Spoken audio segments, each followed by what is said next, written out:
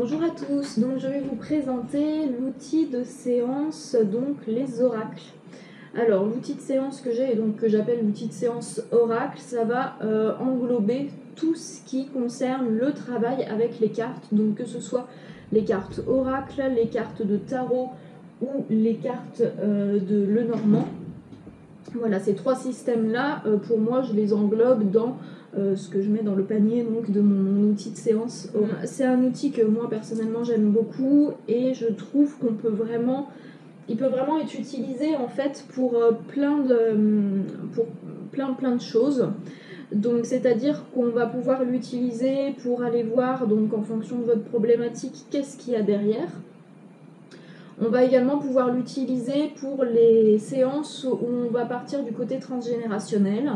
Donc pour ceux qui ne connaissent pas le transgénérationnel, je fais un tout petit topo dessus. Le transgénérationnel, c'est lorsque votre problématique trouve sa source dans le vécu d'un ancêtre présent dans votre arbre généalogique. Et donc du coup, ce qui s'est passé dans la vie de cet ancêtre, ça va avoir un impact sur votre vie à vous et donc sur le blocage, le schéma répétitif que vous pouvez avoir. Donc on peut être amené à utiliser justement les oracles. Moi j'ai un oracle que j'ai fait et qui justement est vraiment conçu pour le travail en transgénérationnel, qui va permettre de pouvoir mettre à jour, mettre en lumière la trame d'histoire que votre ancêtre a vécue et qui est en lien avec votre problématique.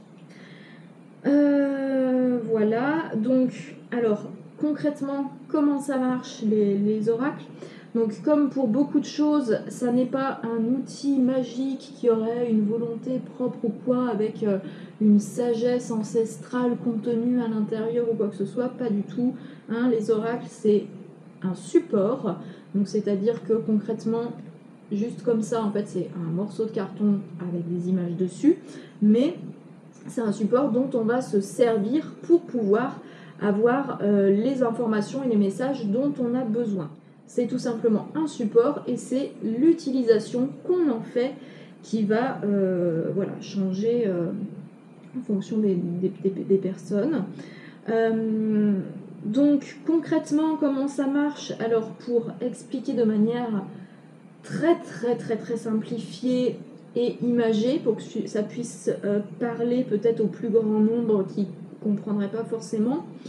Vous pouvez voir ça un petit peu comme ce que je vais expliquer, donc sachant que c'est vraiment très simplifié, donc c'est pas vraiment ça, mais c'est pour essayer de faire comprendre un petit peu le fonctionnement. Donc en fait, chaque carte va avoir des notions qui lui sont propres. Chaque carte est reliée à des notions, donc, et ça va un peu travailler comme avec le système des aimants. C'est-à-dire que vous pouvez imaginer que votre C'est toi, Bambou? Tu veux rentrer? Donc vous pouvez imaginer que votre problématique, c'est comme un des deux aimants. Donc elle est là, votre problématique, elle est fixée. Et ensuite, on va venir du coup attirer, entre guillemets, les notions qui sont en lien avec cette problématique.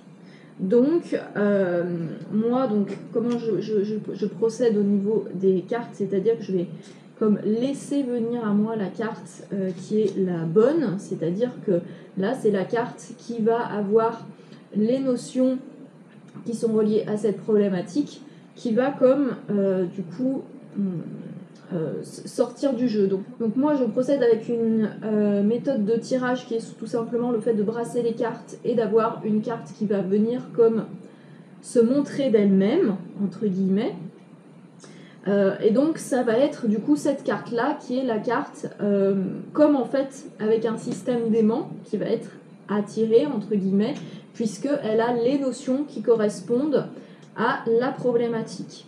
Donc c'est ce système d'aimant entre guillemets qui fait que voilà. Donc là pour vous donner un exemple et je vais voir donc quelle est la carte qui va se présenter. Donc là par exemple hop on en a une qui a sauté hors du paquet qui est venue se mettre à part.